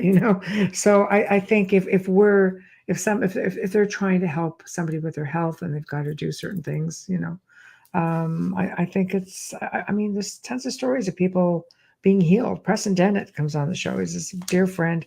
He's got loads of stories. It's always positive, always positive. And We need more of that. We need to expose more of that. yes, yes, yes, All exactly.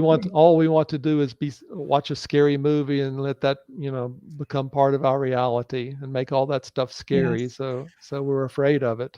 But we yes, need the good news and the good experiences.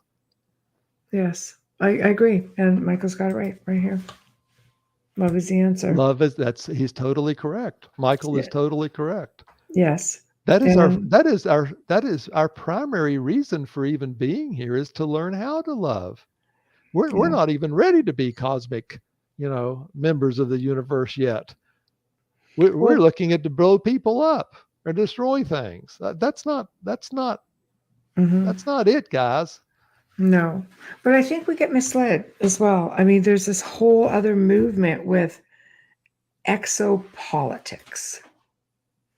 Okay, so let's Hmm. talk exopolitics. Okay. It it's a movement, right? Well, yeah, like I guess you could like say that. like do is this really like a thing? I mean, we have I've got Dolly Saffron coming on, and she's a fully conscious contactee, abductee, experiencer. I don't even like abductee so much. I mean, she's bang on, fully consciously aware of everything, very, very active.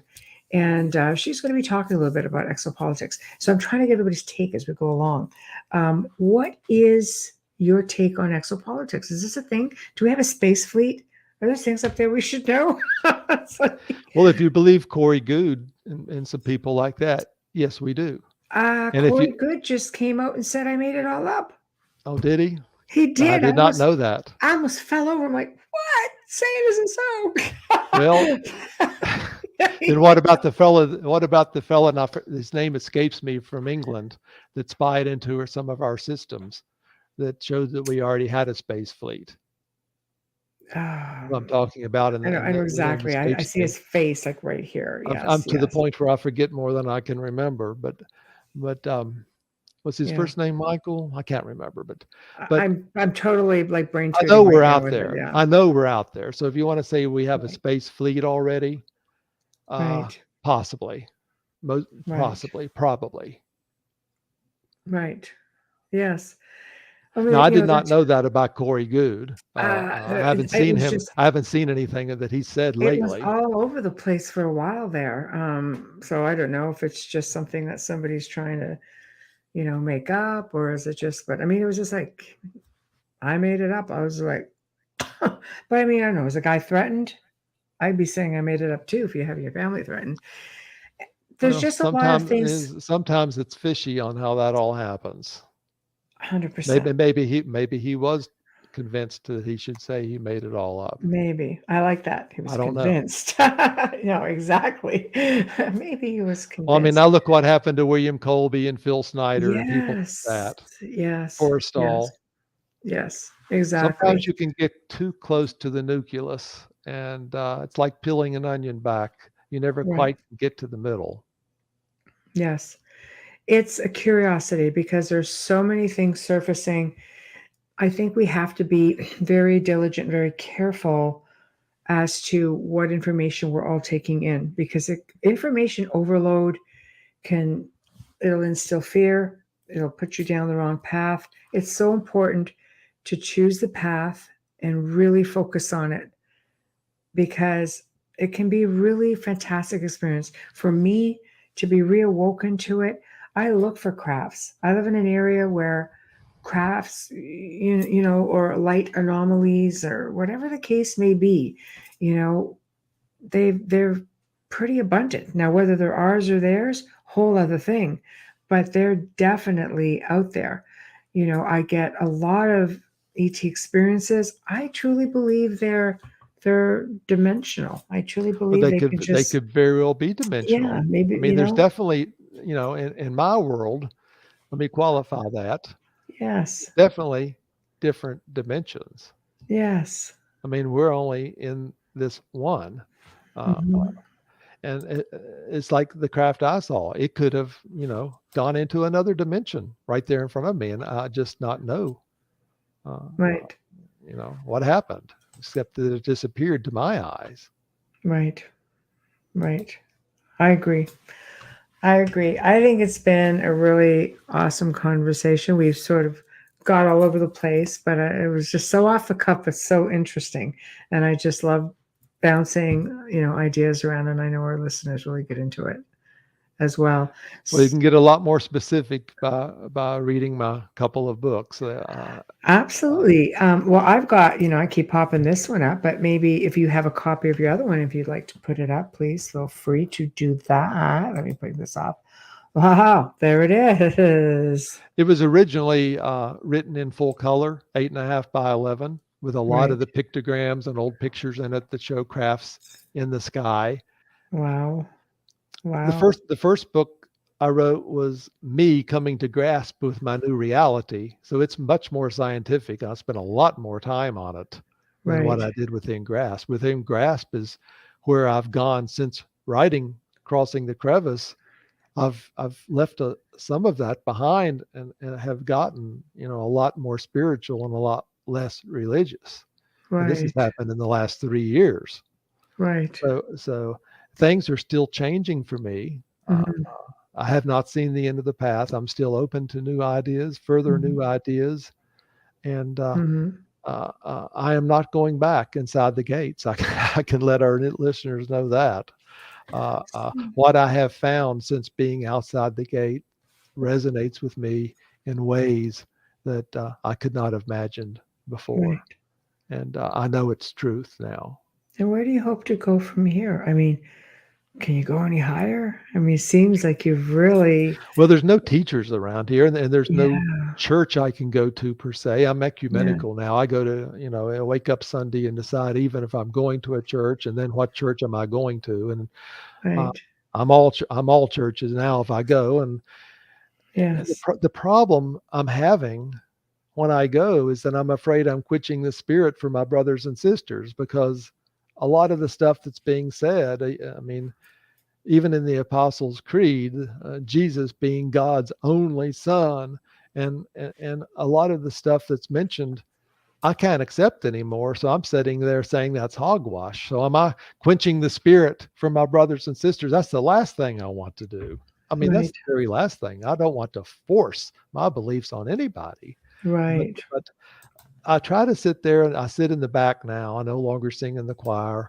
I monitor everything the preacher says, and I agree with some of it and disagree with most of it. So Right. that's where we stand. And I get up and say, "Thank you, nice sermon," like a good little Christian, and go back out the door. And it's over. Wow. Um, Yeah, it's I tough. I know I'm saved already. I know I'm going to be alive when I die. I kind of know what to expect when I die. I'm not afraid to die. I now Mhm, know what my place is in society and how mhm. important it is for us as a society to love each other. I know we're all connected. Everything's connected. I know we Mhm. all vibrate now. We have a frequency. None of this Yes. was, I mean, that's whole nother topics for another time. But Mhm. but it's just been an awakening for me, a liberation, a freedom that that Yes, that is very hard to put into words. it And is. I'm just doing the best I can do to share it and throw it out there, and Yes. see where it goes. It's profound, and I think people, it's different for everyone, you know? Well, everybody's on their own paths, so they will Yes. experience the truth Yes. on their own time frame. Nobody's pushing anybody. You have Right. more than one life to experience everything, and Right. we can get into reincarnation and what happens when you die.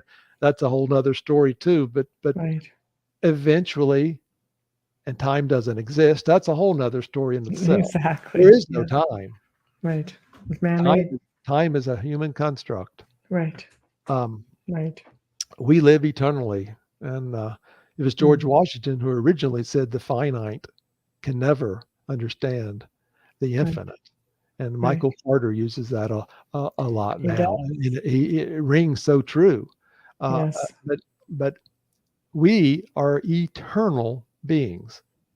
That's right. Inside, we are eternal beings, Mhm. and there is no time frame to understand or to learn. You do it at your own pace, and I Right. can't emphasize that enough. And it's not a race. I There is no think race. exactly. I What is think the you race? exactly.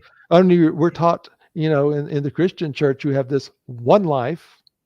You have one chance to get it right. You Mhm. must accept Jesus Christ as your Lord and Savior, or you're going to hell. I mean, Right. nonsense. Right. Nobody goes to hell. Right. So There are love people that should is make what everybody permeates the smile. universe. Michael, one of your contributors here, has said it best. Everything's about love. That's right. This is a learning situation for us. Right. We are children, children of a loving God. Mhm. We Yeah. are out on a path to learn and become more godlike. Mhm. Therefore, we're little gods. Jesus says it himself. Right. Right. Now, some people would say that's New Ageism, and I've been told that too. Well, to me, it's truth because Jesus said it. Right. It's just the way you interpret. You'll do works greater than what I've done. And if you Right. consider Jesus a God, then there you have it. And Right. if you read Corinthians and Galatians and Hebrews and Romans, we're all children of God. Right. That's left out. It's like we pretend it's not there when you say Jesus, God's only Son, or you get up and draw a little triangle on the erasable board and say this is the Trinity, or you try to say that us in the Bible, well, to fit the agenda, That must be the Holy Spirit and Jesus and God. That's who us is. Nonsense. Nonsense. There's more. Yeah, it's not so structured.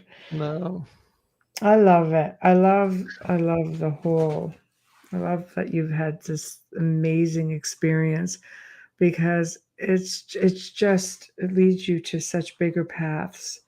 It's like that Definitely. it's like not having television. Like I say, it's just wait and see what happens next. And a lot of people I've been around since I've written these two books are much further down their own paths than I am on mine. I'll Right, show that out right now. right, I'm still in the fast learning mode. right, A lot of my new friends are much more in tune with their truth than I am with mine right now. Let me just right, say that. right. So, but I'm still going down the path, so I'll get there. You will, you will. And I'm looking forward to, hearing about it as you move along. So, this is a part of the show where you tell everybody where to find your books and how to find you. www.withingrasp.net. That is my current website. It encompasses both books. Right, Give you snippets of what's in both of them. There's also a place you can click to Amazon to buy. It's available on Kindle. The Crossing the Crevice is available in full color, 8.5 by 11, and then we backed up and did a grayscale, which is 8 by 10. And I want the readers to know it wasn't purposely done, but when we switch it to 8 by 10 from 8.5 by 11, a little bit of the spacing on a couple of the pictures got shifted a little bit, but the right, gist is still in there. right. Self-published, when you put one color picture in a book, Michelle, the whole book becomes color and exponentially more expensive, just like that. Even if you just have one color picture, the whole book is exponentially, more expensive. Yes, of course. Of course. Nothing is simple. Nothing is simple. But That's it's for sure. available. They're both available on Kindle as well. And again, the proceeds from Within Grasp go to feeding the hungry. Yeah. Well, thank you so much for joining me this Oh, you're evening. very welcome. Thanks for having me. Oh, Enjoyed it. pleasure. The pleasure was mine. It's just an honor to have you join And me. mine. And mine. Thank Grace you. and love to you, sister. And to you. Hopefully we'll do it again sometime. Thank you. Enjoyed it. All right. Thank you. I'll be in touch. Bye-bye. Bye now. Well, that was just amazing. I totally love it when, you know, we go into different directions. We're not a typical, fire off your questions and go. It's just really nice to have a laid back conversation. And he's just so calming. He's got this very calming voice. So I just sort of lull into it. Anyway, thank you guys all for joining in chat. You are awesome. I love it. You just make it that much more fun. So thank you. And it's okay if you want to light up or bomb the whole chat, Michael. You just make it a lot more fun. So thank you. Anyway, big thank you to Wallace Wagner Jr. for his insight, sharing his stories, his experience, and sharing his journey. It's different for everybody. So kudos to him. He's got 2 books on it. I love it. Anyhow, big thank you to Folgers Coffee for sponsoring tonight's show. Big thank you to Dr. Snick, the sonic surgeon. Big thank you to Steve McGinnis. And he's, the artist, of course, behind the Outer Realm. And look at Tamara. Everybody's still going. My gosh. You guys are awesome. I love you guys. Anyhow, I'm going to put this up one more time. Podcastawards.com. You're going to start seeing a lot of stuff just airing through the network. You're going to be seeing promo. You're going to be learning about the shows that are basically nominated. But please embed this into your minds and go check it out. You might see other shows also that you want to listen to. Broaden your horizons. But the network will have a few shows on. So check them out and just keep tuning in to find out who they all are. So Thursday, we welcome for the very first time Barbara DeLong, and she's going to be discussing her new book, Before Roswell. So I've already been delving in and just went onto her website, and I'm telling you, it's going to be fantastic. So again, everybody, thank you for tuning in. And yes, Tamara got the books. Tamara got the books. Yay. I actually did message you that, Joe. Tamara got the books. Anyway, guys, thank you. We'll see you tomorrow. Have a good night.